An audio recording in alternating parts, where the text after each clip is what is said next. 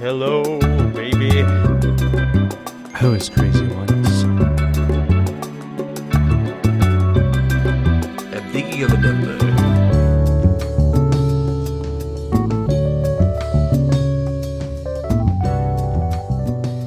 I have started trading, guys. I'm starting Trading? to... Pokemon? Yeah, that's right.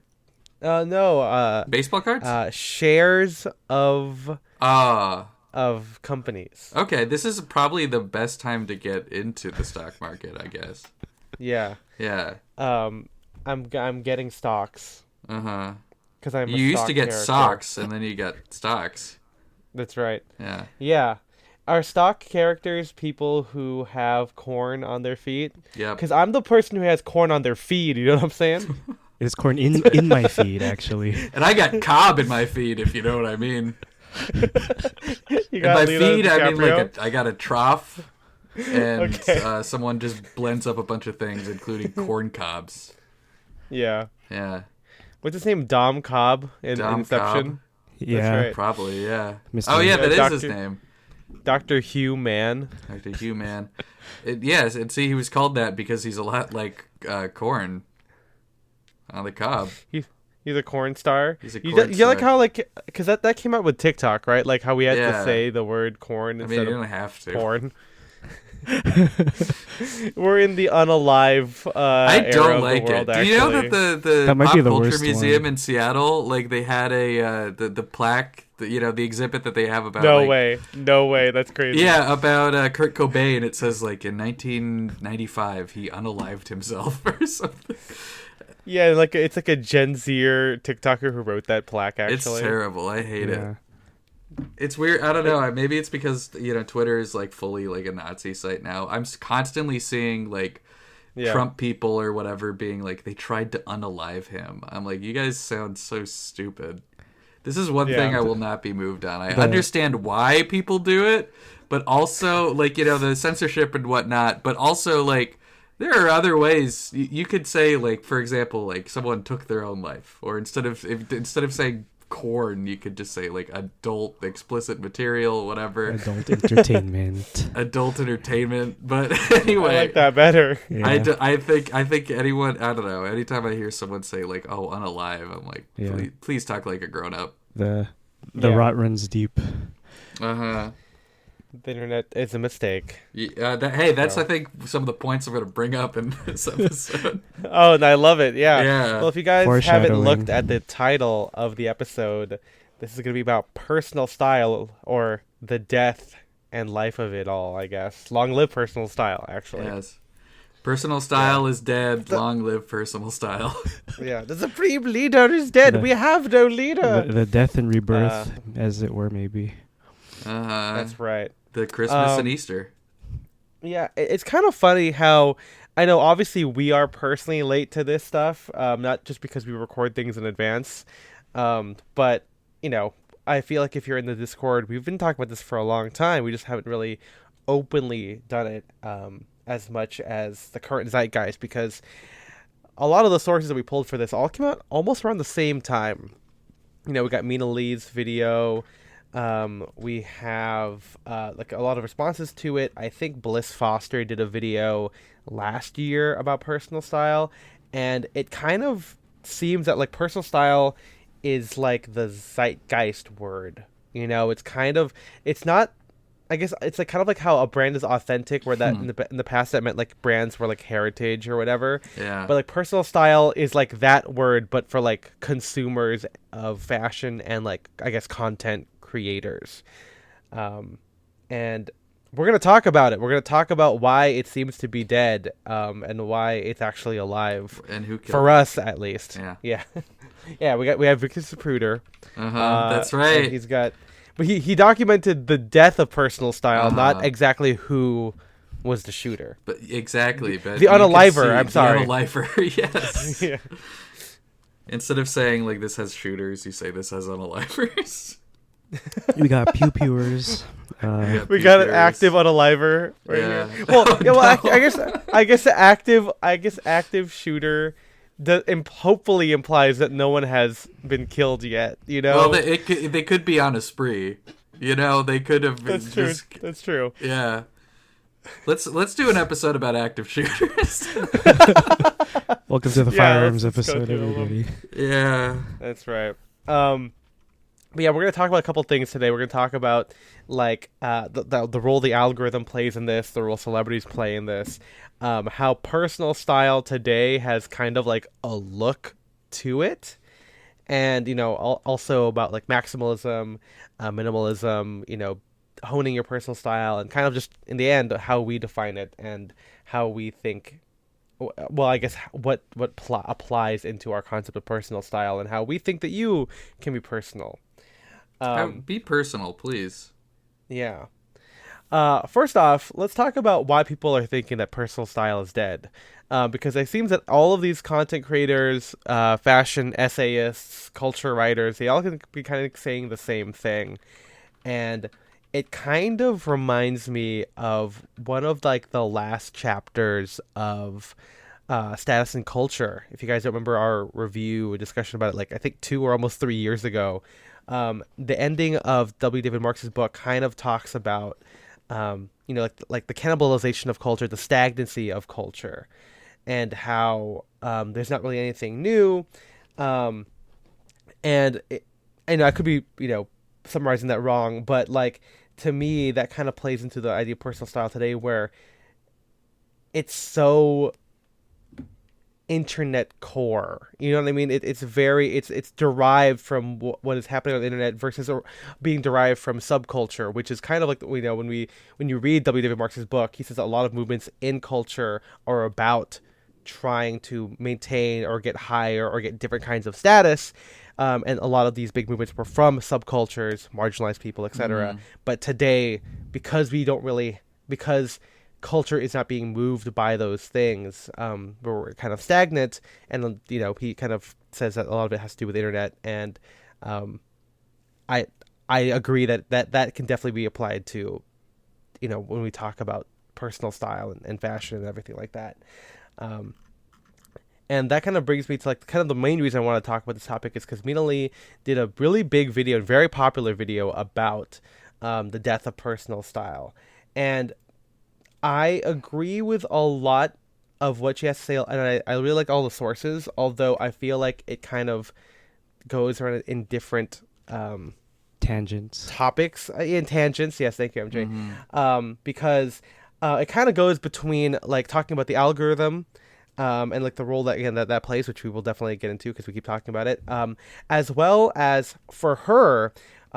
If you guys don't know who Mina Lee is, she is a content creator on YouTube and Instagram and TikTok, and she for a long time she had like a very, very bold personal style, very, very like, I don't know, you would call it like 2020s does flapper. She had like the very curved or bleached eyebrows. She had like flapper makeup, very short hair with like the finger curls in it. She wore like bloomers with loafers, kind of coquettish but very maximalist and everything like that. And when she was talking in this video, she not only talked about the algorithm but also about how her personal style has gotten a lot less maximal, a lot less bold as time went on.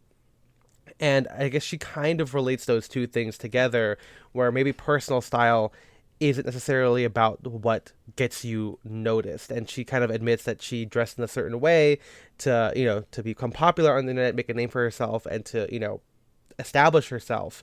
And then now that she has it, she's kind of, mellowed out. Yeah. And when she compares it to the algorithm, it's kind of like, yeah, well, when you dress for personal style in quotation marks, it tends to be maximalist, or it tends to be very attention grabbing, but also personal style can also play into the algorithm in order to, become popular, because without chronological feeds anymore, the way you see things now on the internet is how popular and how engaged people are with it. And so, yeah, so that's kind of a lot, but I really like this idea of personal style and why it seems to be dying. I mean, I think another thing, and I think we talk about the algorithm a lot, but we don't talk about how people buy clothes and how that's different. Because I feel like we are a part of that world, both personally and also just within the kind of the world of classic menswear.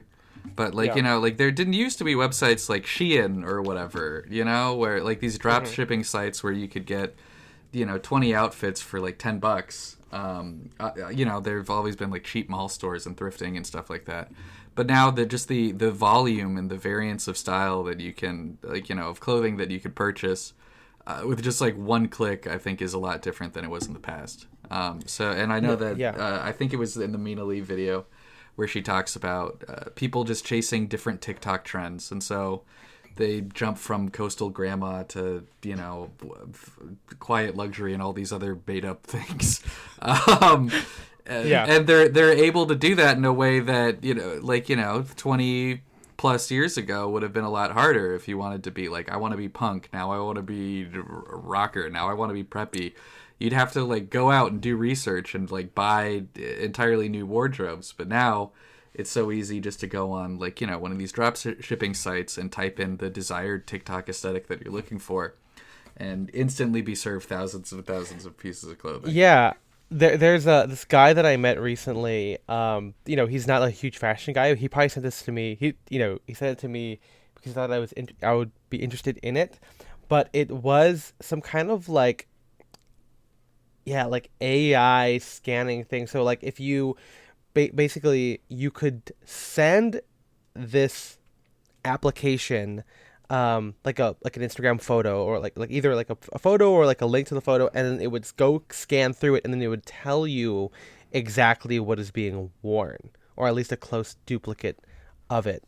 And that's where I think it kind of deviates, just not just from fast fashion, but this like instant gratification culture of like, again, of like knowing exactly what it is as soon as you see it, versus and to be fair, right, on MFA there were these like ID threads, and so this has been around for a long time, but I feel like it's even faster now, and there's not even like this like context of it.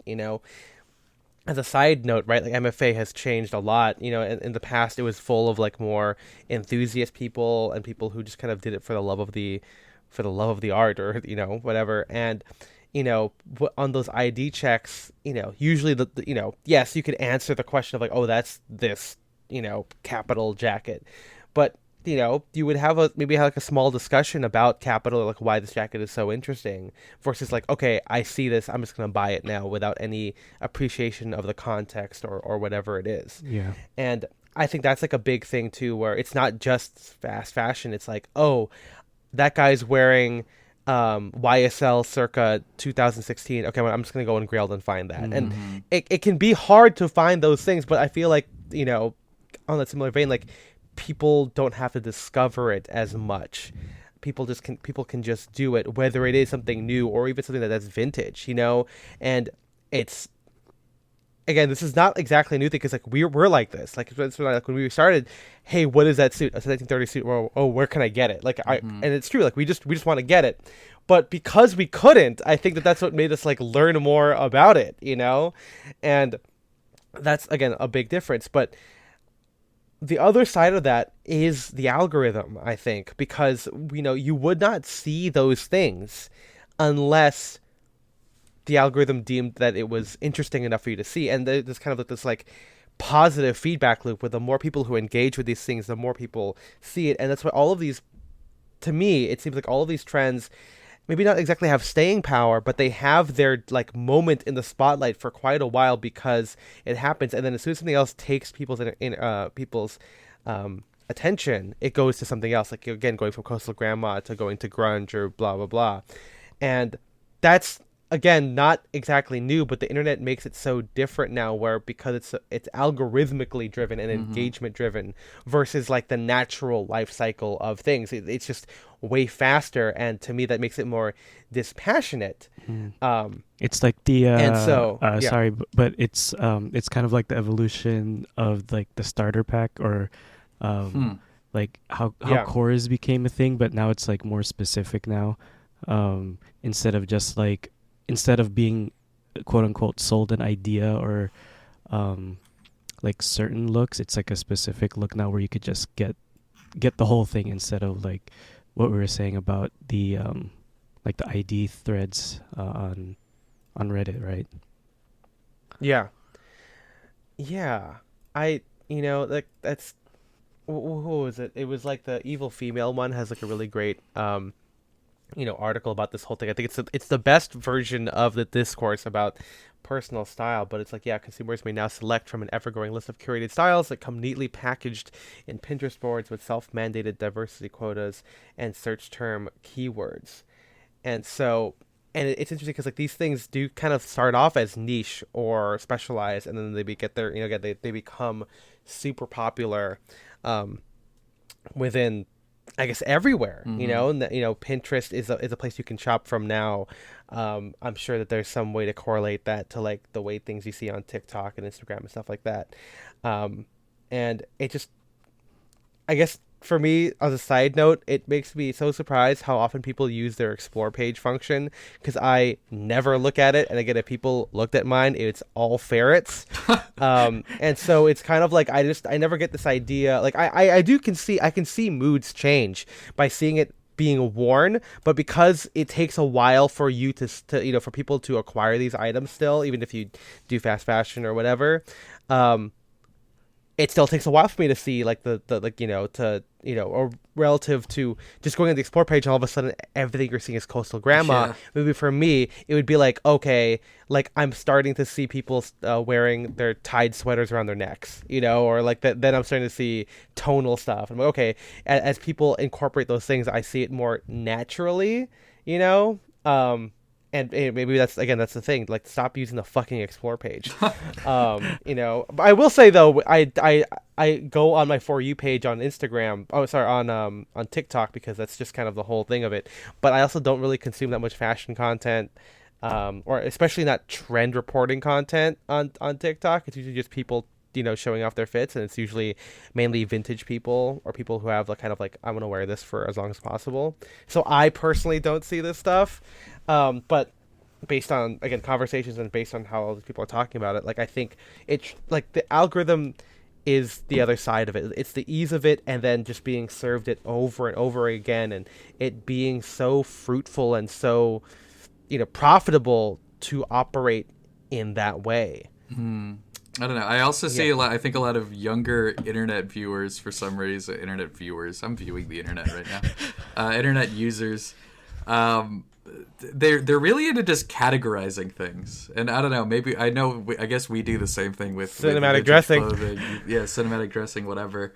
But it's like there's so many accounts that are just dedicated to categorizing different, 90s interior design styles, or like fashion stuff, where it's like, this is, I think, a big topic that we keep coming back to, is like the kind of change from the 20th century to now, where a lot of fashion came from what you did for a living, where you lived, what kind of subcultures or like cultural movements you're involved in, and now none of that really matters, but people still like kind of creating these like vague categories. Like, back in the day, it would have been like the skinheads, not the racist ones, but the like English subculture.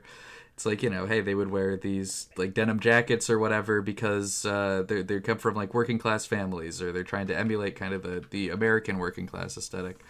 And now you have a lot of people who kind of like categorizing those things, but there's not really as much meaning behind it. It's like coastal grandma is this style because this is what a coastal grandma would wear, and not really digging any deeper than that. Yeah, that is so apt, because it's again, I keep coming back to the evil female blog, but I mean, that what you've just described is like, she says that these niche aesthetics are not social identities that are later commodified. They begin with consumption. Any sort of cultural or philosophical unification is a later addition. A single branded item, like, I guess, like the white cable knit sweater for like, this kind of like preppy or also coastal grandma thing. A single branded item becomes the basis of a group identity. One does not need to own this item, simply aspire towards what it represents and place themselves in a network of like-minded consumers. And then the algorithm then promotes that content and synthesizes it in the most trend-friendly images, ideas, and products. In this way, contemporary social media does not reinforce niche identity groupings, but actively creates them, selecting the exact products and commodities that can later be grouped together to target and captivate specific markets. And one of the examples, I guess, that I had not heard of, but I've definitely seen this. Also, it just makes sense to me. She talks about ballerina sleaze. Oh, God. Which, I know, it sounds awful. But, like, I kind of get it. Like, in my head, it sounds cool. Like, I mean, I know I'm part of the problem because I like, the character, right, of like an indie sleaze ballerina, like you're fucking smoking cigs, wearing some fucking tank top and like ballerina flats, and you're just like, describing Lily Rose Depp right now. Yeah. Hell yeah. Except the difference is like in my head, this person's an actual ballerina and not just like a style or whatever, you know. Like I'm, like think of like the fucking American ballet, girl in between, fucking like in between practice, like that person is so cool to me, even though now it's like what you would aspire to be or whatever. Yeah. But she says here it's another aesthetic. But ballerina sleeves captured the internet. That brings consumers to heather gray Brandy Melville tank tops and knock off Miu Miu ballet flats. Of course, pale pinks and smudge eyeliners are not bad or inherently harmful, but constantly inventing a new language, the same ideas can be resold as new trends or innovative styles, rather than recapitulations of the same images, ideas, and aspirations. And then, as a side note, which I think is really interesting here about like the kind of the context of it, is ballerina sleaze is made up of demure, quiet femininity with a hint of sexuality. What is supposed to be radical or inventive about a woman who keeps her mouth shut, dresses like a child, and yet maintains adult sexuality? Like. That might be beyond our scope, but that is interesting about some of these things. Like, I mean, to me, coastal grandma kind of also implies a very white, wealthy person. I don't know. Maybe we need to talk about this kind of weird. We're not going to be the first people to talk about this, but this weird right-wing shift on even like ostensibly left-wing spaces of the internet. Oh yeah, I know. Yeah, it's been very interesting. But yeah, it is like, it is so interesting to me that despite having all of these cores being around, people keep talking about personal style. And there is this like approach to personal style that seems to be, I mean, the answer that for most people, it seems to be is like you just combine all of these things, or you go from thing to thing, and that's what makes it personal. And that's so weird to me. Like it is, our social cachet, or at least the cachet for like good style lately, seems to be a push for like authenticity, and seems to be like it's a very like if like good style. If someone has good style, they probably aren't dressing like a store, and maybe this is because in the past, good style meant that you would shop at very specific places. That still happens today, obviously, with like designers. Like, oh yeah, you shop at The Row, you shop at Rick Owens, etc. But I feel like, or what it seems to me is like, oh, people are like hobnobbing against that now. And instead of dressing after a whole store head to toe, because I think the downside of that is like, wearing all Gucci in the bad way, or like wearing all Abercrombie, you have personal style.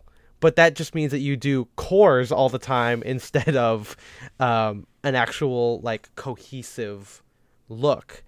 And I think that's why like the algorithm plays such a big part into it, because it's really hard for like one brand to be at the forefront of the zeitgeist. Well, whereas like this like abstraction of an idea, like ballerina sleaze or coastal grandma or fucking dark academia, it just makes it easier to consume it and do. And you can feel personally connected to it because it's vague, but then at the end of the day you're just following whatever is popular. And so it's just I feel like this is kind of going another tangent here, but I always feel like there's like a look to what we consider to be personal style. It is like this like weird, I mean, maybe it's because it's so New York core. It's like, as JTR would say, it's very like, book core adjacent. So there's a lot of like classic and vintage ideas in there with like modern quirky stuff. Like, yeah, like wearing like selvage jeans with like, again, like with ballet flats, or I guess that could be like a woman's version of it. Or as a guy, I guess, yeah, like wearing like Lemaire slippers with vintage Levi's, or something like that, where like this like kind of mix of things is meant to be personal style, and I'm sure that it is, and we'll get into that later. I mean, but there is a look to it. Yeah, I was gonna say it's funny that like quote unquote personal style itself has become like an aesthetic, because I think this is mostly true for at least what I've seen of fashion people on the internet outside of our kind of classic menswear world. But it does seem like whenever someone's like, I'm on a personal style journey, I'm going to stop following trends, I'm going to start dressing for me, it's always like very understated and minimalistic. Like I feel like you very rarely have someone who's very vocal about going on a personal style journey and they start dressing like a clown, you know? What do I think? I think actually that does happen, but in very discernible ways. It's like, I'm gonna be different, and then they start wearing Bodhi. Mm-hmm. It's always like, and it's always stuff that's like that. I think, and I haven't been able to think too much about this because it's kind of tough. But like, there are just some items, it seems, that just scream out personal style, but like TM. You know what I mean? Like there's something about like, oh, loafers.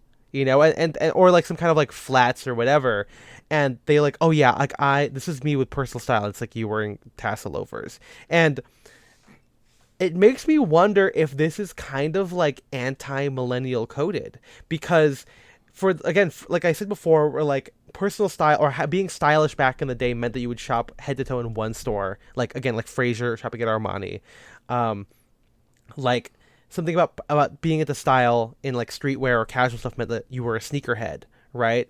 And so to show that you are against that grain, it just means that you wear loafers now, It's kind of like this like backpedaling against like those ideas, Oh, instead, I'm like, oh, I'm just a personal style now. So instead of wearing fucking Bape, I'm going to buy The Row. I'm going to buy a Lady White Coat t-shirt, and that's personal style. And maybe just because everyone thought that that's what you had to do. Like, you had to be, like, wearing all this, like, crazy stuff. And now the answer is, like, heritage. But, like, that's just, like, that's not that doesn't make it more personal style. It's just a different look, I think. And I think, the reason why I think personal style, people think personal style is dead, is because everyone seems to be on that wavelength. Mm-hmm. It's, like, it's kind of, like... I mean, I guess we did the same thing too. We're like, oh, instead of buying, tight button-up shirts at H&M, why don't you buy like a loose fit stuff? Why don't you buy like Levi's 501s? And it is easy to say back then to be like, well, because these things are not available, it's more personal than just going to the mall. But then now, the default look for guys like, or like on MFA, like the MFA uniform, like exists for a reason, right? And it's funny, like looking back over 10 years and being like, did we really say like, oh yeah, you have more personal style because you're wearing like olive military chinos and wallabies? Like, I guess at the moment it was true, but like now it's not. Well, like, it's like the Seinfeld thing where it's like someone says like, oh, Seinfeld's not funny. It's doing the same thing that everyone else does, but they don't realize that Seinfeld did it first. Seinfeld created it. We created the olive chinos and wallabies, and everyone's just copying us now. Yeah, is that I wonder which MFA uniform that is. Like MFA uniform, like 4.0 or whatever. Yeah. There's one with the. Oh no! Oh my God! I'm looking at it right now. It's actually the 3.0 one is the blue Oxford shirt, olive chinos, and the kill shots. Yeah. And it's kind of funny. Like, I didn't expect to come to that point, but like, it's always like this assumption that the previous thing has no personal style, and because you're going against it means you have more personal style. Mm-hmm. But I think because fashion is so popular now as like a medium for expression, or like, as like a hobby, it really is that everyone's kind of doing it, and like there's just kind of this like natural like inclination to go again from buying crazy sneakers to buying loafers. Oh, I'm buying like fucking crazy t-shirts, now I'm buying button-ups. Oh, I wore casual stuff all the time, now I'm gonna buy fucking like a suits and pleated trousers. It's a natural thing, which I think is just so funny. And then all of these cores just play into it and are facets of it, and they just kind of perpetuate itself. And so people just seem to be on the same wavelength, whether or not they live next to each other, because of the internet. And so I guess that kind of comes to this other topic here. Is it personal if other people are doing it? Well, and I do say that that's true. Yeah, I mean, hey, what I was going to say is no man is an island, you know? And no one exists in a vacuum. So even if you're doing, complete, I don't know. I don't think anyone can have 100% totally original personal style. Everyone is inspired by someone. Well, I guess I'd say, like, personal style doesn't mean original. Yeah. I would say. Mm-hmm. Like, we've talked about this before. We had a whole episode on authenticity, but it might bear just repeating it again. Well, the thesis of that is that it's personal or authentic if you like it. Mm-hmm. That's what matters. And, you can like a lot of the same stuff. Like, I authentically love cookies and cream. Am I the only person? No, of course not. But if you would ask me, which one do you like, strawberry or cookies and cream, I'd say, well, I like strawberry. I almost said strawberry. A little Freudian slip there. I like cookies and cream because I like it. It doesn't, and to me, it doesn't matter if other people like it or not.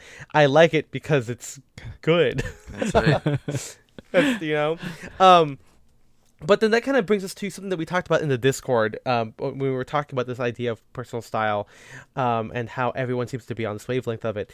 It's that I think the true death of personal style comes at when you like something for reasons other than the item's merit. And I guess you could argue that, the signaling of items, how we think it's cool, is because of the social signaling aspects it has. I can honestly say that I like what I like, and I'm very aware that people don't like the things that I like. I'm talking about fedoras, I'm talking about long spear point collars or collar bars. But the idea is that, like, I will like it whether or not other people like it or hate it. And something that seems to be the fleeting nature of the facets of personal style, of like these cores or these items, like tassel loafers, or I guess like Chelsea boots, for example. That's a really big one, where like Chelsea boots were seen as like the stylish thing that a guy could wear, and then all of a sudden it became kind of chuggy when like youth pastors started wearing it, or like West Side fuckboys or whatever. And then it's like, well, I can't like that anymore. I got to wear something else.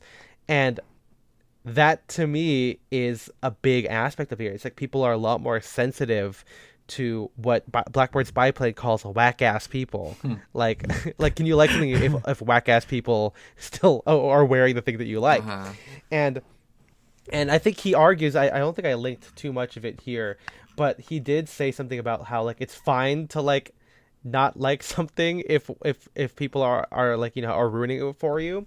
But I think that's what makes it so not personal, because then it's about, again, like the social, the status of the item versus like the item itself. Like, I like spear point collars not because the coolest guy in high school wore it, because that's not true at all, but I like it because of the way the collar lines up with the tie and lines up with the negative space between lapels. I like horizontal lapels not because I don't know, the Armory got super popular, or like a photo of Mark Cho got made the rounds at Pity. It's because I just like it with the way it looks, because I don't like the way high gorge looks on a peak lapel, nor do I like a bellied peak lapel.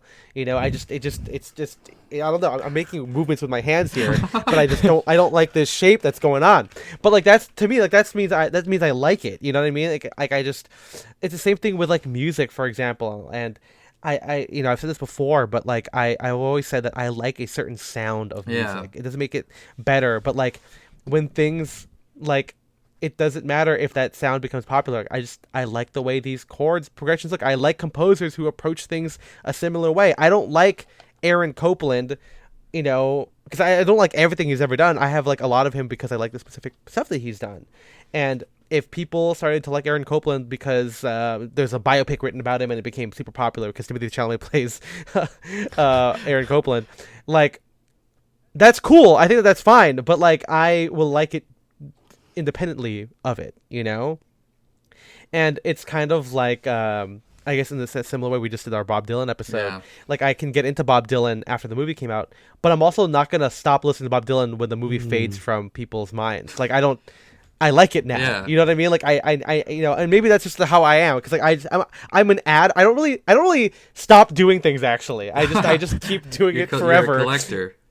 I am a collector, and maybe that's the thing. Maybe people just aren't collectors anymore, or they never were. People don't collect anymore. Well, I was gonna say also that I feel like you've really developed a personal style once things that you don't do, like say a movie or a song or a book or a piece of clothing or something. Someone can see that and say, "Oh, that looks like something. That looks like Ethan, or that looks like Spencer, that looks like MJ." You know? Yeah. Where someone don't you love it when people get it wrong though? It's really fun. Yeah.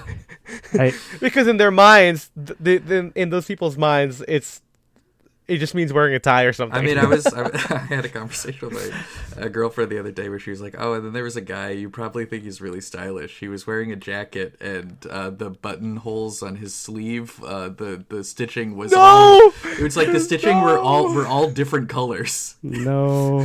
Why would I like that? I made a face, and I was like, no. You're like, oh boy. Yeah. Yeah. I think it's funny. Like okay. Is she saying that you would have liked it, or that you think he's stylish? She just said that he was the most stylish guy there, and I was like, okay. Okay, because I think that guy has style. I think that's not in question here, right? Well, that's the real personal style, right?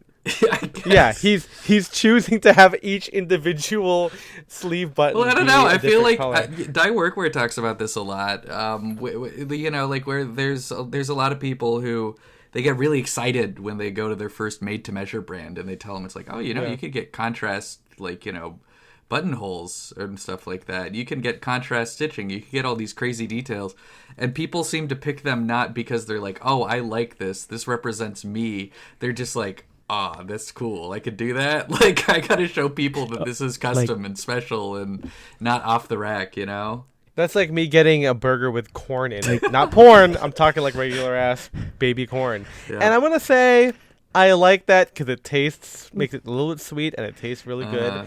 R.I.P. Mix and Match Burger, because I saw that me and MJ went there like 5 years ago where it was $10 and you can get a custom burger. And when I say custom, I'm talking like a Blaze Pizza, but for burgers is an insane thing to get for $10. That is a really good deal. Is Slater's 2019. Yeah, do you want to? No, it's not around, but the counter is still around. Okay. But anyway, I guess I don't do that with sleeve buttons, but I will put bacon, avocado, baby corn, pastrami. I'll put all that shit on my burger because I'm like, oh, I can do that. I am like so poke. Hungry, Hello, so poke. That's so bad. I might treat myself to some poke actually, or a burger. Am I gonna get a burger? Who knows? Who knows? But yeah, I think that's interesting. Where like they do it because like they can, and maybe that decision thing is what makes all of these cores so easily done, right? Like you said, like, oh, I can do that, so then they just buy it from like, you know, because I don't think, you know, especially when this is about menswear, it's really hard for me to talk about fast fashion because I don't think guys do a lot of fast fashion, and especially, and I'm saying like the dude, like the guys in like more of like this realm of things, like the kind of like edgy Albert, for example. Like he's still a figurehead of like this, like, you know, personal style men's movement thing, but he isn't buying fast fashion. But, you know, you could argue that there's a lot of edgy Albert clones out there on that I've literally run into. Oh man, I mean, can you like replicate like? That's the thing with, if you're trying to do the more like quote unquote classic looks, I feel like it's almost impossible to do that. Talk about the classic looks, people, with fast fashion, because fast fashion just doesn't look like that. You know, it's no. I think we're getting there. That's the thing, though. Like, I mean, and here's the thing: they can't dress like me, but they can maybe dress like you, Spencer. Probably. Because, right, yeah, Uniqlo is technically fast fashion, right? Yes. Or at least it's definitely not slow. Yeah. I mean, the umbrella company, is straight up called fast retailing, so it's not. It doesn't. Okay, well, it doesn't even hide itself anymore. That's like saying, like, who's your CEO's name? Oh, Lucifer Satan. Yeah. Oh, that's right. Okay, I got you. Mr. Devil at Evil Corp. Mr. Devil. You know. Also, Mr. Devil, Umbrella CEO Corporation. Of Evil Corp. What are we? That's true. That's true. What are we in? Freaking Raccoon City. Raccoon City.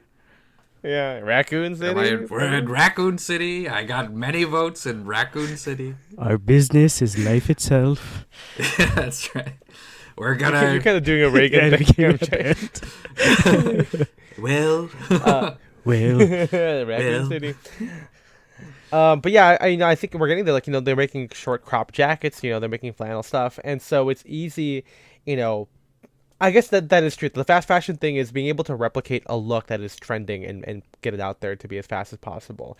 And then if you assume that that's a part of your personal style because you're like, hey, I am that core, and then you go out and buy it, and then everyone who says they have personal style or everyone who is dressing for themselves ends up looking kind of like the same.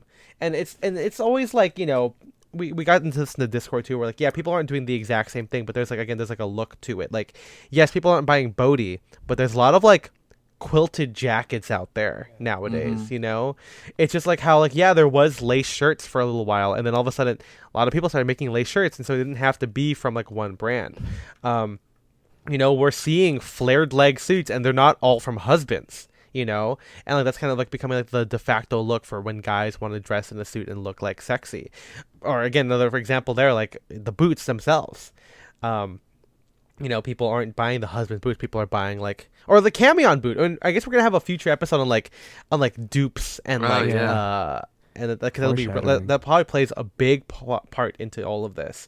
But again, to go back to what we were saying, I don't know, 10 minutes ago, it's that when people abandon these things because other people are into it or because it becomes popular, it doesn't feel as special. And it's just I just don't get it. We're like, personal style doesn't have to be special. Like, whenever I see those guys who comment saying like on MFA who are like, I just want to look nice, I've kind of come around to it now. We're like, you know what? Yeah, like, you don't have to be fully into this to look, or to have, like, to be like, to wear a good outfit. Like, you can, and it's harder nowadays because I guess playing into the whole, if you can buy this at Shein or whatever, it's the whole thing of like all the stores kind of dress the same, and again, in this whole like book core 90s Ralph Lauren thing, like ALD, J. Crew. I guess Suit Supply is a little bit different, but I guess if you think of it in tonal suits, it's also there too. But it's like nowadays, yeah, you don't have to get into it because you can just go into a store and look good. Yeah. Like, or and you can debate me on what good means. Whatever. I'm just saying, like, compared to like a guy wearing like a Pepsi t-shirt you can get at Target with like cargo shorts, which a lot of people still do. People love like, the retro food shirts. shirts. Yeah. It's great. I want to know more about that and why that still exists, because it's insane. It's like seeing that like at the gym, and like old men are wearing that too. It's not like that's their shirt from the 70s. It is like they went to Target and bought a shirt. Literally because they go to Target and they say like the sriracha, and I like sriracha. I like that. Yeah, and I'm gonna wear that shirt. It's, what would they say? It's really funny to me. I love that. It's back to just, I like it, so I got it. Yeah. Yeah, because it's like, you know what? But it's weird to me, right? Like, oh, I like sriracha, so instead of eating it, I'm going to wear a shirt that has it. I have to tell you how much I like it that I'm going to wear it. Because it's so, yeah, like anyone, you can look like anybody and like sriracha. You That's can the look most like interesting anybody. thing about you is you like sriracha. Personal sauce preference. But I could say, like, back in the, the 2010s or whatever of MFA, right, where you would wear this stuff, or you would wear, like, I would wear that and be like, well, I just want to, look nice, and like, why? And the thing would be like, why isn't this nice? And you could explain what we just said. You look like you're wearing a billboard.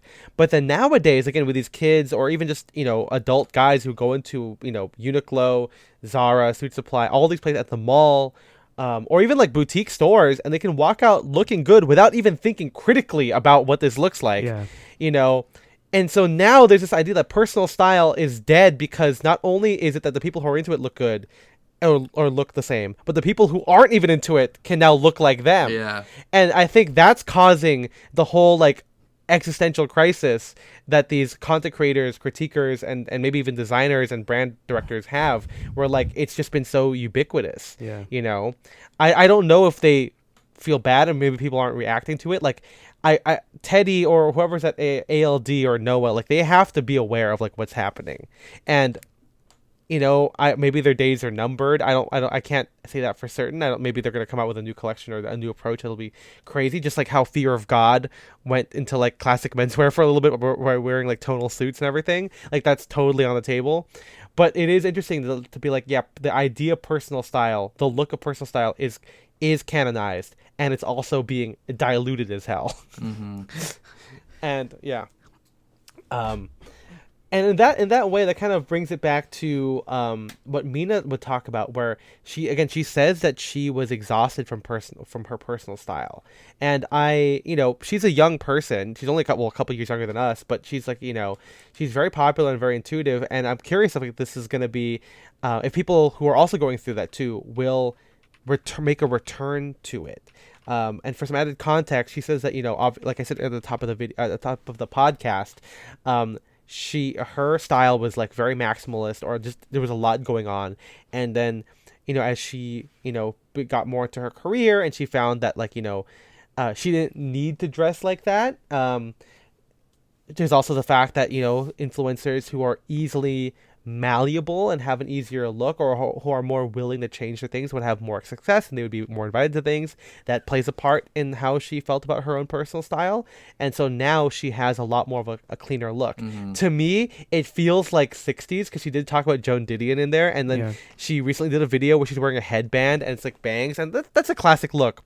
But as someone, and she's into vintage, it's hard for me not to be like, well, she's probably channeling like a very like 1964 girl now, instead of like an updated version of 1920s.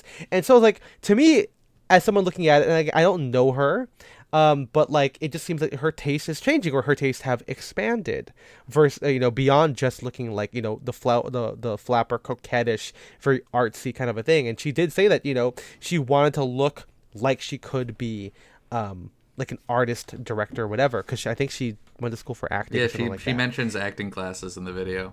Yeah. And so I guess if you are moving away from that, it does make sense for your personal style to change, but I wouldn't say that that's the death of personal style.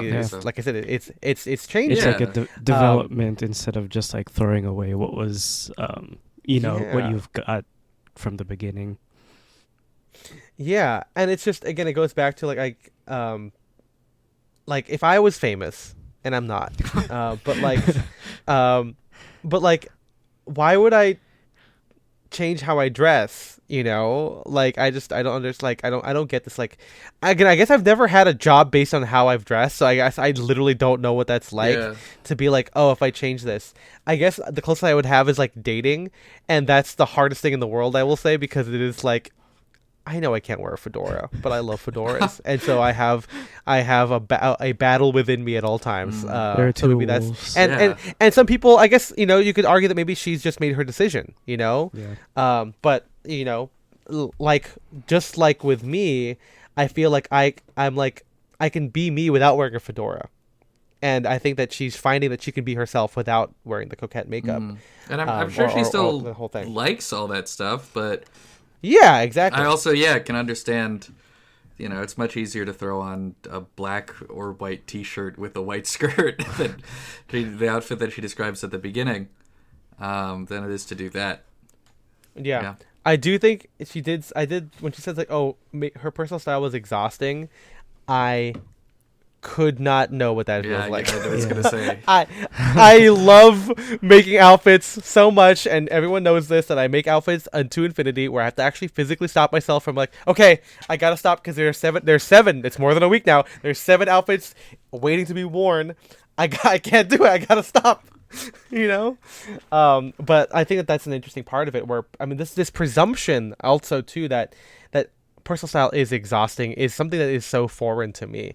Like, and maybe that's why people feel the need to go from core to core, because that's just how you consume fashion, which is, no one said that outright, but I know that people will say that, like, you just have to do it. And I think that that's insane. Like, why do you have to do that? And the answer is to be cool and to be whatever. But then again, I'm saying this from I'm saying privilege with quotation marks, but as someone who wears a fedora all the time, it doesn't matter. Like, I don't have to worry about being cool, because I'm never gonna be cool, guys. Okay, I'm stupid and dumb as hell and weird. Okay. Yeah, you freed yourself from being cool.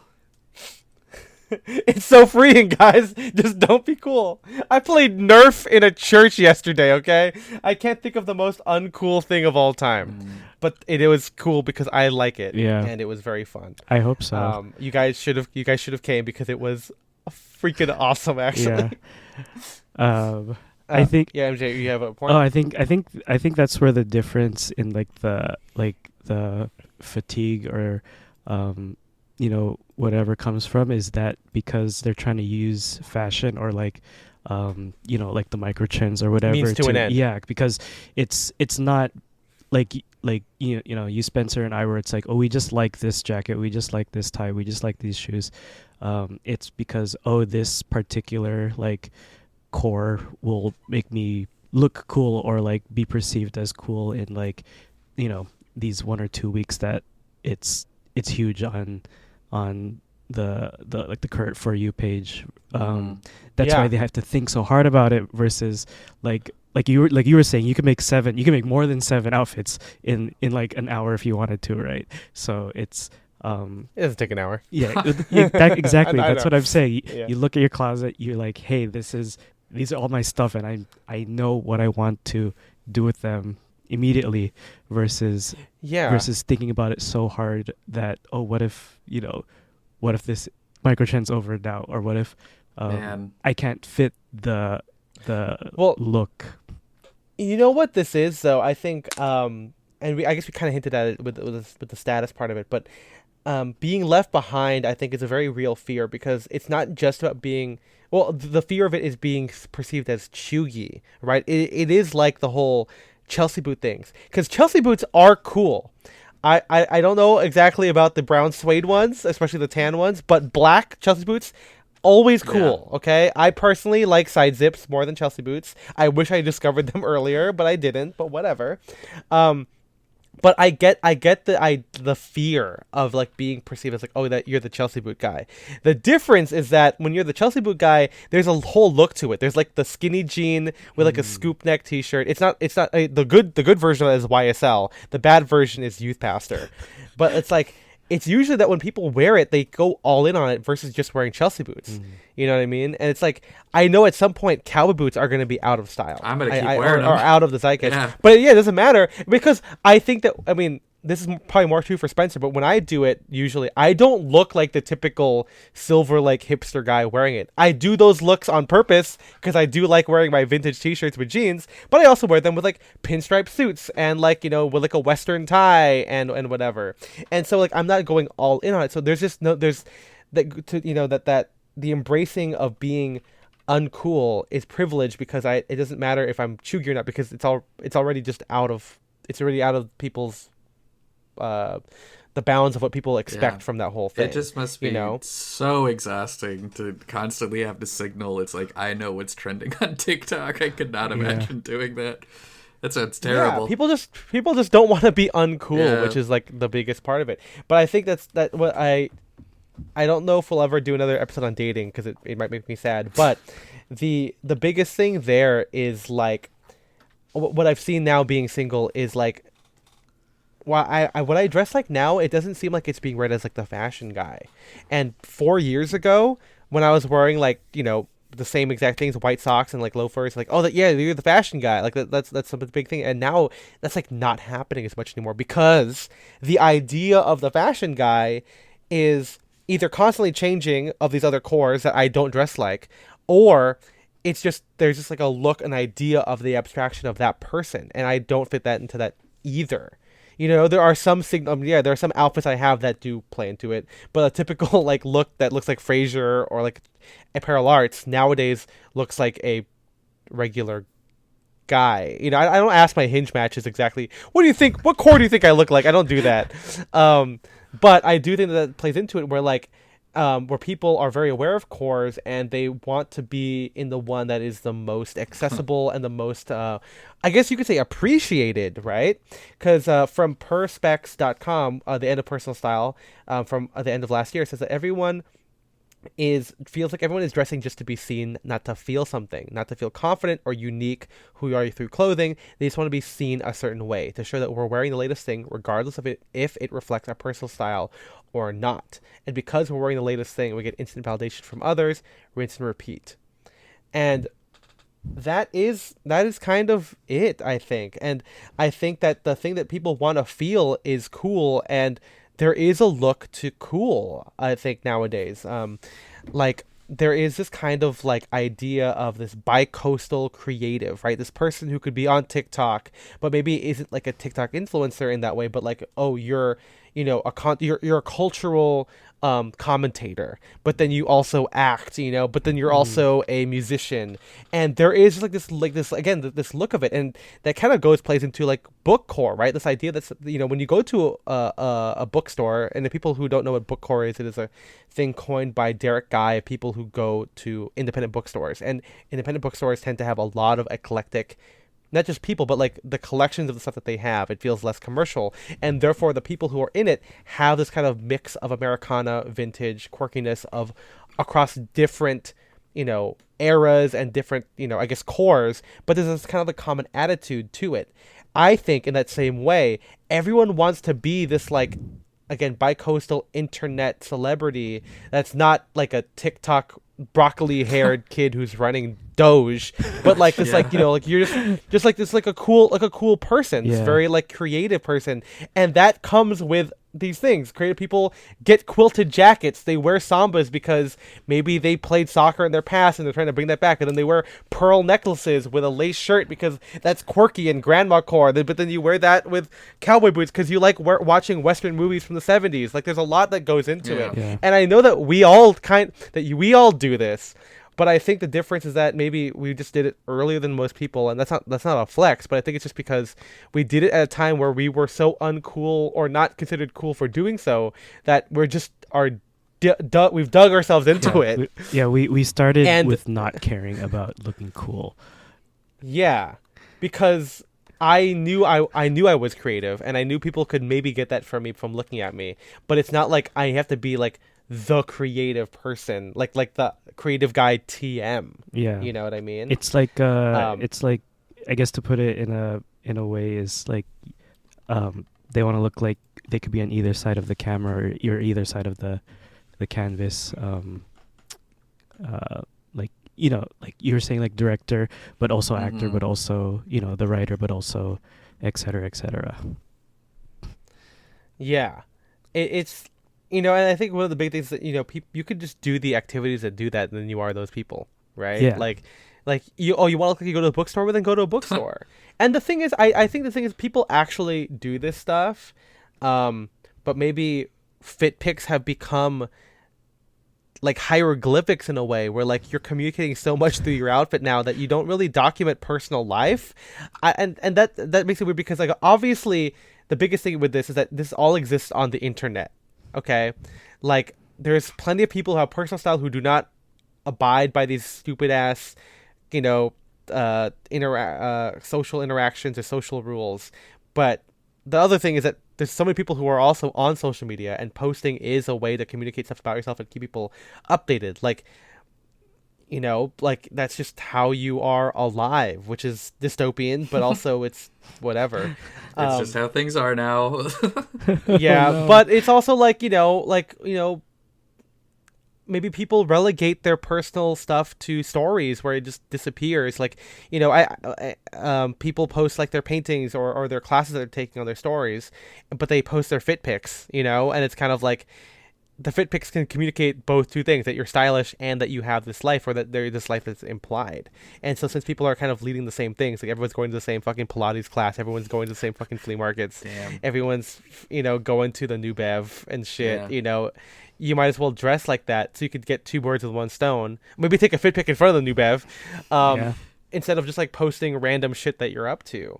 And so like I think that's kind of a big aspect of this, where like a lot of people, I think, are into fashion now, and because they're into fashion, they want to post it on social media, and posting on social media is just so common.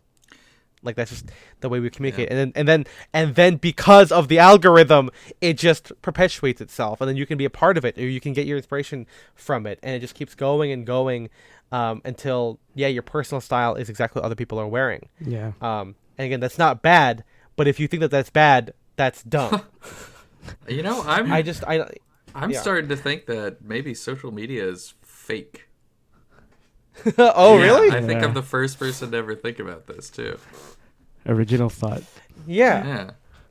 I mean, it's so interesting, right? Because someone said here in Vogue, there's an article for in Vogue Australia. It's that like Jose Criales Unzueta, he wrote. Okay, so there's they're quoting him in the thing, but he says that the culture and conversations of fashion have changed over the last couple of years. The marketable cross-pollination of fashion with other industries like entertainment and technology have helped turn this once underground subculture into a spectator sport with fanaticism rivaling that of actual sports or pop music. And I think that kind of gets back to, like what you said, Spencer, where like when you see something like, oh, you gotta have it. Like this is kind of like this fanaticism about not just the styles, but like about the pieces. These like the idea of like grails used to be so niche for like like not everyone was into buying vintage or archive stuff, and now everyone's into these grails of like, I need to have this thing. Well, especially because it's not like, I mean, I guess a personal style. It's not like personal. I mean, people do have personal grails, but usually when people talk about this, it's like, oh, this is the thing that everyone should want. It's like everyone needs to have this specific Rolex Daytona, rather than just like, oh man, I really like this kind of thing. It's like I need to get the one that everyone else wants, so they could be jealous of me. Yeah, it's like when we talk about like with vintage, like my grail was like a brown double-breasted suit that had a belt back, and it didn't mean I needed the Oviatt dated 1937 with an NRA tag on the inside. Like that's probably one way you would get it, because that's belt backs were made in a certain time, and Oviatts had a lot of belt backs. But then nowadays, where it's like I need a fucking Camion, our legacy Camion boot, and the thing is that brands know this, and so they make dupes, and because brands need to be on the, it's not only is it that they have to make the dupes, it's because like, oh, the algorithm will promote them because they have a dupe, and so it's not just a race, but like it's also like it's almost like a parade of people showing off the different levels, and then everything just kind of looks the same. Everyone's trying to dupe each other, right? Like, oh, J. Crew is seeing that Levi's are being big, so let's make a wider leg jean, and of course, the abstractions that people want big jeans, and then now everything looks like that, and people follow the leader and everything like that, and so it just becomes this one look. So maybe this isn't that fast. Maybe this isn't the idea that personal style is dead, but it's that the look of fashion today just looks the same. and that of course does not count like truly wild people, or like truly interesting designers and people who dress, but those people I think could be considered with like artist status, and I feel people won't see that as like regular outfits, and I will argue that those people don't make it better by wearing that on social media and just for social media. I'm specifically talking about like Wisdom, where you have seen people run into him on the street, although when people do those like, tell me what you're wearing, I feel like that's made up, and I feel like that's fake, and those are always staged. They're collabing, right? They're staged. Thank you. And so it's like, and a lot of Wisdom's videos are just made in his apartment, doing like, it's like a prompt, right? Yeah. And that's cool that he's able to put these things together, but in the realm of like personal style, to me, is like what you wear out when you're just doing things, and so, or when you're living your life. And I guess if your life is making content, then whatever. That I hate that. Yeah. But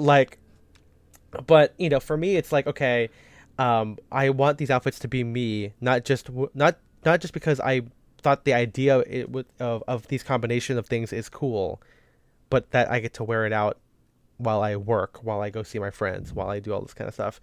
And to me, that makes it not necessarily more personal, but it makes it like certainly a more applicable thing, because I don't know, it means I like it so much that I wear it. Like I guess some people, sometimes they like it because they want to own it, and they like it because they want to put it together. But then there's one thing to do that and then wear it in your regular life. Right. it's like opening the toys instead of keeping them in the box. Yeah, and I guess you could argue like who loves their toys more, the collector who keeps them in mint or the kid who's playing That's with what them? Toy Story 2 is about. I know, exactly. and the answer, I guess, seems to be the people because you're out playing because a toy is meant to be played. Do you Okay, want to be an Andy or an Al? Yeah, the clothes are meant to be worn, guys. Don't touch my mustache. Yeah. And so I guess at the end of this, we should just ask, what makes personal style personal? Like what do you think about personal style? I don't know the reference, but it was in Mina's video. I think it was down for me that style is a byproduct of a compelling personality. Mm-hmm. That, it's sort of like the other way around, right? It's like it comes, it sounds a little bit dramatic, but it comes from inside, right? And not just because I saw it. Yeah, because I saw it on like the latest like For You page, like info dump about a certain core or a certain like niche micro trend, right? Yeah, I mean, I think it's just if it's something that you're wearing entirely because you like it or because it communicates something about you, rather than, you just want to kind of present your, well, I guess that's the same thing as communicating something about you. It's something that you don't get just from, the TikTok Explore page, or I guess back in the day, like, the fucking, like, Esquire magazine or something. But something that you wear just because you want to and because you like it. Yeah, I want to say something that I thought of as we're doing this, because you brought up the Esquire man versus the algorithm. I think one of the biggest differences is like just straight up the algorithm, like built on engagement, because it's not just about seeing it, right? Like I think that like I got a lot of my inspiration not just Esquire man, but like Tumblr, right? But with Tumblr, it's like a magazine. You had to follow certain people to see these things, and those people they would post chronologically. Like you have to be active. You have to be actively following them to see what they were posting or what they were reblogging. There wasn't this idea that you would only see it because 10 million people engaged with the post. Mm-hmm. It was, I would see it because I'm following this person, and that's what mattered. And so I feel like that idea is what we've lost nowadays, where we think it's personal because we're seeing it, but it's also it's also just happening because so many other people have interacted with it, and now they're doing it, and so it just perpetuates itself over and over again.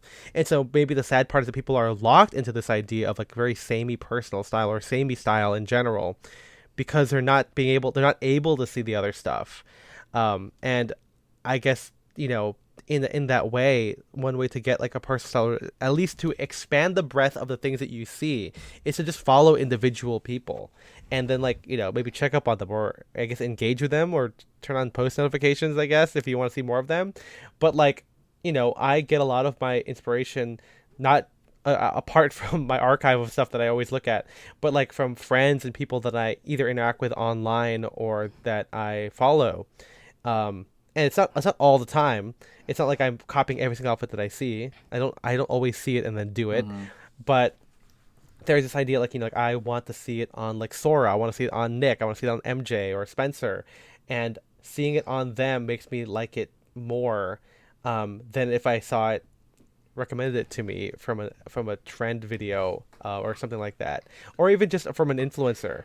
I also don't like it just because Spencer is wearing it or just because Nick is doing it. It's just I get to see these things. I get to make an evaluation after seeing it. Then I can decide if I'm going to wear it or not. Yeah. Like, I didn't buy cowboy boots just because Spencer had cowboy boots. I bought it because so many people I knew had them, and then I was like, okay, I'm getting all this kind of stuff. I could see myself, I see myself in Spencer. I see myself in Nick. I see myself in Sora. Okay, the way I feel like I can now wear cowboy boots and then do it in my own way. And there's obviously outfits that I wear that look like something Spencer would wear. And there's outfits that I wear with cowboy boots that Spencer doesn't wear. And I think that that's kind of what makes it pretty clear that I like cowboy boots. They're a thing that I've liked. I'm a collector of things that I enjoy, and these are one of those things. And again, it's it is, as a caveat, I will say, like, I obviously, cowboy boots have had a moment lately, but as we talked about in our trend video, or trend, man, we're not YouTubers, our trend podcast, is that, you know, trends aren't necessarily bad, but you shouldn't get into something just because they are trending. They should get into it because, you know, you find some kind of like kinship with it. And if you apply that to not just individual items, but like overall like cores or whatever, and then you get to remix it in your own way, like that's kind of like the way to become personal. And it's okay if other people are doing it too. The question is that, do you like it because other people like it, or do you like it because you like that the cowboy boot has the leather, like, you know, stitching on the shaft and on the vamp, and you like that's more interesting than a roper boot, for example, or that, you know, it's a little bit has a chisel toe compared to a Chelsea boot? Or do you like a tassel loafer because of the tassels, or do you like it because everyone seems to be wearing little loafers with tassels on them? Like, there are ways to be more into this and to be more discerning. You know, what's crazy now is that people are hyping up this. Apparently, there are Hoka tassel loafers, I think, nowadays. You guys should look this shit up. It's crazy. And it's obviously Hoka's version of the speed loafer. The new. Oh no. Yeah, these are hella bad, dude. These are disgusting. But like it's like on the tail end, or I guess on the tails of the New Balance penny loafer sneaker. And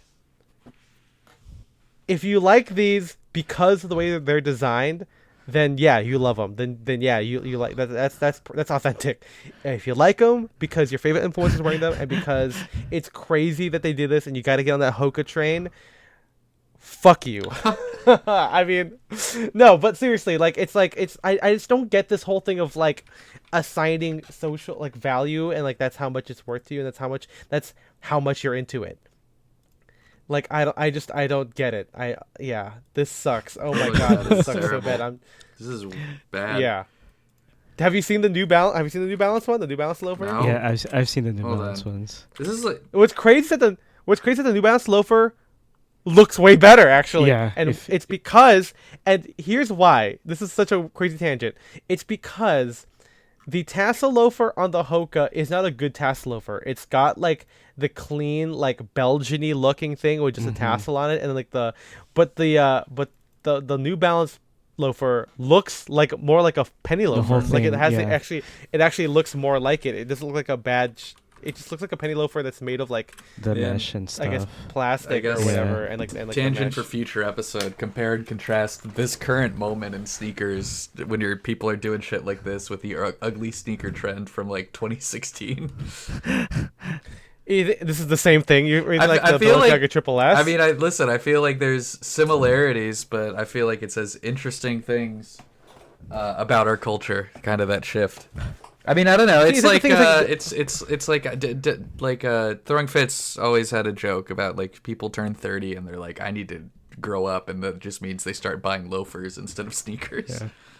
That means they pick one type of shoe and wear it for the rest and I guess of their life. that shows that people, you know, ascribe social meaning from their garments, right? Like, they say like this is what a 30-year-old wears, and I guess in that same way, all of these things of personal style are what we want the creative, cool person to be, you know. But I guess I'm just glad. I mean, to be fair, I feel like at the end of the day, I said this before at kind of the end of the Discord conversation about it, but I will never know what it's truly like to be not copied, but like to be diluted. You know what I mean? Like Ethan's style, there still isn't a lot of it out there. And at the very least, the people who dress similar to me, I don't interact with them, and people aren't making fun of the fact that there's two of us. I think they're just making fun of the fact that there's just me doing it. But it is like I won't truly know where it's like, oh man, these like, eventually people will be like, oh, these Hoka loafers are played out, bro, I gotta get on the next one. Like, I don't have that. I'm like, I still feel like people aren't dressing enough like me, actually. Where's the people wearing fucking purple socks and tassel loafers? It's because I stole that from Drake's, actually, so that's not that's I'm Jason Jules did it, I'm that's actually why. just bad. Yeah, Jason Jules, Michael Hill. Like, I think at the end of the day, like, my personal style isn't even original, and that's okay. My thing, my taste in music is definitely not original. It's personal. It's definitely eclectic, compared to some people. It's definitely personal. Is it original? No. Like, it's, I can play video games with MJ and the rest of the guys, and people can be like, I can obviously have my own mix of skin and whatever, but I'm sure you could find some other guy running that, or, and there are definitely like the meta aspects at play too, right? Like this idea, like, okay, I could use this gun or this combination, but also I know this one will help me do TTK a lot better, so I'm going to do that because I want to win this game. Like, there's always going to be stuff like that, just like, again, with me wearing black cowboy boots and a black t-shirt and black jeans to look cool. Like, I don't not have those days. But I feel like the way I do it is still personal to me, and even if other people are doing it, even if I walk into a bar and another guy is like, hey, black wide leg jeans and boots, which never happens because I feel like no one does that, but it's fine. I feel like I would love it, actually. I would love it if I walk in and some guy's wearing a double-breasted suit with a brocade tie, and a collar bar and tassel loafers. Yeah. But that still hasn't It's happened. not gonna happen. And it's not going to happen. Yeah. And so, but that's okay. You know what I mean? Like again, personal style is going to live forever as long as you live forever. No, as long as you just do the things that you like and aren't afraid to stay with it. I think one thing that we kind of didn't talk about yet, but we kind of talked about in previous episodes, like cultural patina, is that one of the biggest things about personal style is that it's supposed to be consistent. It's supposed to be this discernible, at the very least discernible, but this idea that things can like grow with you, age with you, and develop with you. And I truly think that can happen when you like something because of the way it looks.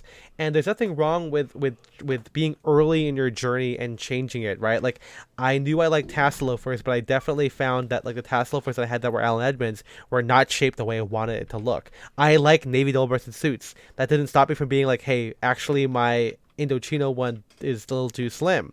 And so, but the idea is that the double-breasted suit is a part of my foundational wardrobe, and it is so personal for me to have it, and it's grown with me. It's grown with me as I've done my 30s in the modern day looks. It's grown with me as I've added in Western attire into where I wear like a Western shirt and a fringe tie with a double-breasted suit, or it comes with me when I am more into wearing my band t-shirts and my Star Wars t-shirts, because everyone, even though I know that I wrote that t-shirts with suits are out, I still enjoy the idea of wearing a Boba Fett t-shirt with a double-breasted suit. It's cool as hell, and as long as we keep that idea alive, to be totally invested into wearing what you enjoy and focusing on the merits of the items, the merits of the styles for their own sake, then you're good.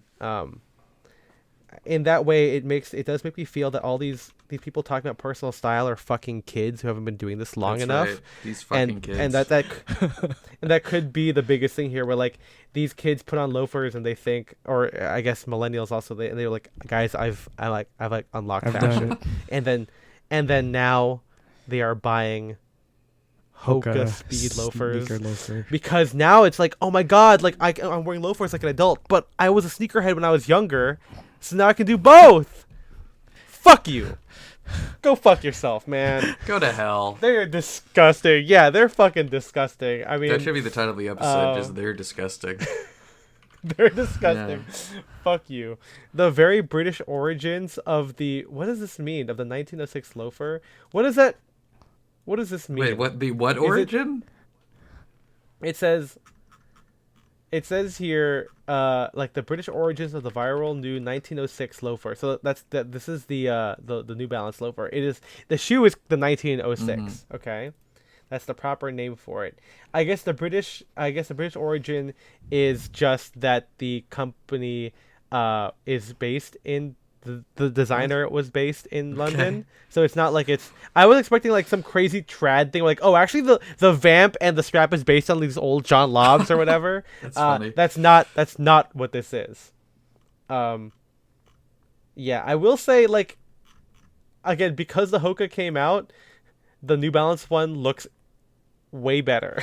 Like I feel like it's totally fine. I wouldn't wear them, but I'd rather wear if I had to. If you had a gun to my head, and you said I'm gonna unalive you if you don't wear these fucking shoes, I would have to pick the New Balance ones. And the hard part here is that MJ, I could see you wearing these fucking things, man. Really? The New Balance ones. I can see you wearing the New Balance ones. I don't know. You wear clogs and pleated trousers. I feel like these aren't a step away for you. Yeah, but I feel like I don't know. There's like so many other things like up on the list that I don't have that I would. You'd rather have first. These. Yeah, I mean, I don't have cowboy boots yet. You don't think you don't think that you seeing them in black is enough? Because I could see the black. What if you just had them? If they appered on your doorstep? Sure. They were in a basket Santa and someone said, off, "Please take care of this." Yeah, if like an orphan. If somebody like just came up to me and it was like, "Here you go," maybe, but yeah. I don't know. Okay, I will say that these loafers are basically, you know how like all those like fashion bloggers or YouTubers were like, don't wear the hybrid sneakers. That's what these are. Yeah, I was gonna say like that's it's just different version of that. Well, it's kind of funny because it's like I feel like the hybrid sneakers are all like, we're gonna be sneakers but trick people into think that these are just shoes, where this is like it's wearing its heart on its sleeve. Maybe that's why it's more respectable. Yeah, I mean, again, I you know what? Maybe I'm not gonna buy them, but they just get Solomon's, dude. That's like the real shoe. Yeah, man. and I am going to, because I need them. You know, no, I like this. The design of the 1906 L was inspired by the growing popularity of loafers and the trend for versatility in a variety of situations. Here's the thing: it's about the tread, man. It's about the bottom of the shoe.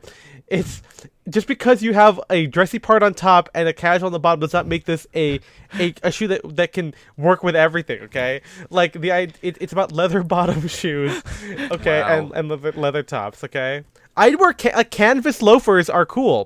Canvas fucking Oxfords are cool in the 1930s, right? What's that the fucking it was Gene Kelly wearing like the matching suit to his. Oh no, like, that's in White Christmas. Oxfords. That's in White Christmas. Not Bing Crosby. Danny Kaye. The other guy, Danny right? Kaye wears those. Danny Kaye, yeah. That's how you do it. And maybe at the end of the day, it's because we're so fucking trad menswear pilled, and yeah, like that's probably the real answer. Like I just want to look like those guys. And here's the thing: those guys aren't even real. So that's why for me it works out perfectly. I just don't like wearing anything invented after 1980. That's like my rule. So. Yeah, I guess we also have it like gone full circle and like gone into the integral collar shirt. Anyway, talk about personal style. Personal style is about hating on that thing. You can be a hater. Yeah, and in fact we are. We're really big haters. That's what the whole podcast is. Yeah.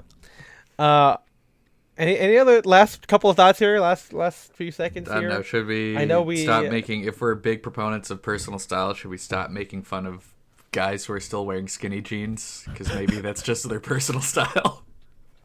Yeah, I'm not even saying. I guess it's, again, this goes back to, is it good? Yeah, it's bad. Versus it's bad. But do you have a style?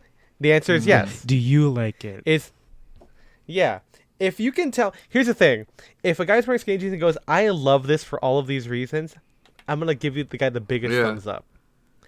Because the whole thing about personal style for me is about curation, right? It's about looking at things and being like, I like this, and here's why. Out of all the other options, I've chosen this, and that's what it is. I ran into a guy a few weeks ago that he was dressed basically exactly like it was like, I don't know, like 2012, and I actually had to kind of respect it. He was wearing like skinny jeans with like a Hot Topic checkerboard belt and like a vintage band tee, And I was like, damn. Maybe he's in a band. Maybe he's in it. Yeah. And I was like, I respect it, man. You found a look and stuck with it.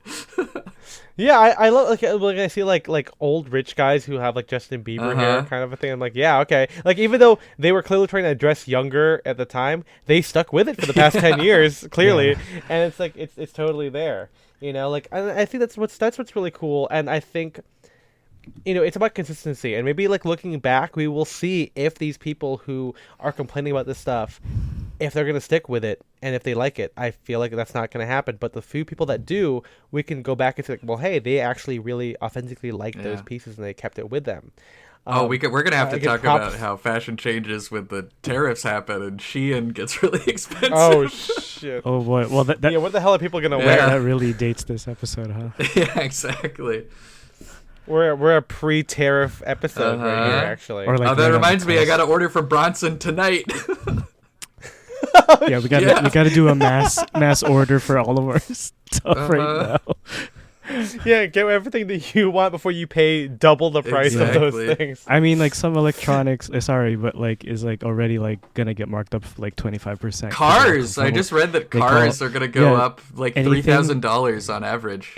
Yeah, because it comes from like Canada and then like electronics from like Taiwan. Well, I get everything's gonna fucking change by the time this episode comes out. But at least right now, tariffs on Canada and Mexico are postponed for a month. But who knows? Maybe by the time this episode comes out, we'll actually be at war with them.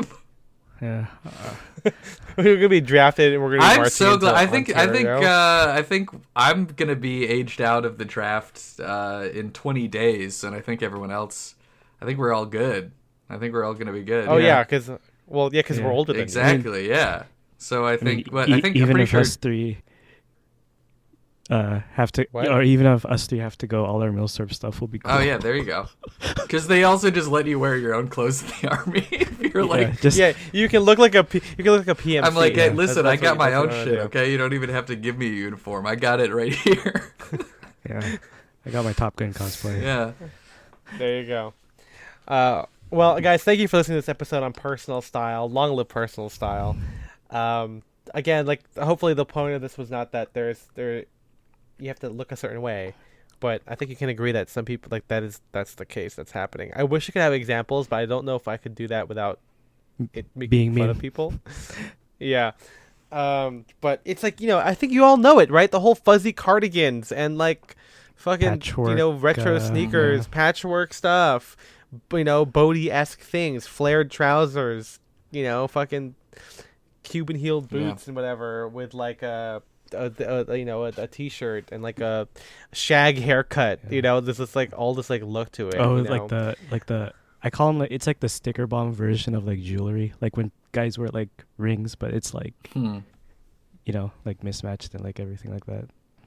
Yeah, it's all that kind of stuff. It's very TikTok, and I think it's because living in a metropolitan area, I do see this stuff a lot, especially going to infamous bars that these kinds of people would congregate at. Obviously, if you live in a place that's not like LA or New York, you're probably not going to see the stuff, and you probably are like, well, it's all on the internet, and that's true. Yep. But look at yourself. Look at also, yourself. By the way, like. You're pathetic. Yeah. Are you wearing are you I think this happens we didn't get to do a specific example here, but like, guys complain about this stuff, but like look down. Are you wearing a Western belt with 501s and a Western sawtooth shirt and a tweed jacket? You wearing that with a little cap that says Western Hydrodynamics on it or something? Or you got a bandana somewhere on your person? Yeah, talk about fucking personal style everywhere. Yeah, everyone looks the same except, because it's menswear is technically a genre, but there is a menswear guy that you can look at, just like there was an apparel arts guy, like that illustration, like that guy, Louis Esquire, which is one of the best cartoons of all time, actually. But I think the point here is that there's always going to be a look that's like going to define things, but the point is that you like it because you like it, and I know that talking about fashion in this way is still relatively new. I'm glad people are talking about it and being critical about it. So maybe we'll revisit this in 5 years and see if the same people are still wearing this stuff. Is Mina Lee wearing has she gone back to it? Is Ivan gonna go back to wearing fucking stiff collar shirts? Is Ethan still gonna be wearing a navy double-breasted suit with a brocade tie? The answer is yes, because I'm gonna do that forever. He's gonna do it tomorrow. And Spencer's jeans are gonna be all holes. It's gonna be patchwork jeans all over because he can't fucking wear jeans that don't have holes. Well, it's because I just wear them until they have holes in them. Yeah. I know. But yeah, wear your things, love your things, find out what you like. Keep wearing them. Don't buy too fast. Love each other. And when you buy it, family love Michael. Yeah. Thanks for listening, guys, and thank you guys for the Discord for having a great conversation in our Discord, I guess, that helped us put the notes together for this episode. If you guys want to support the podcast, we would really appreciate it. You can go to patreon.com/StyleAndDirection. $5 a month gives you access to our Discord full of really great people. It also gives you access to our archive of bonus episodes where we talk about movies like A Complete Unknown, Back to the Future, Indiana Jones. Actually, that was on the main. The Secret of the Incas. There you go. Right. And stuff like that. So check it out there. $10 a month gives you nothing at all extra, but we do say your name and we thank you personally. So MJ, who are we thanking this evening? We are thanking our Satcast fanatics, who are Shane Curry, Philip Gregard, Henrik Wilberg, Mason Ritchie, Alexander Batten, and Alec Scroggins. We appreciate you guys a lot. You can follow the podcast at Style and Direction. You can follow me at Ethan L. I'm Wong. at Spencer DSO. And I'm at Aya MJ. We'll see you guys in the next one. Bye-bye. Bye-bye. Okay.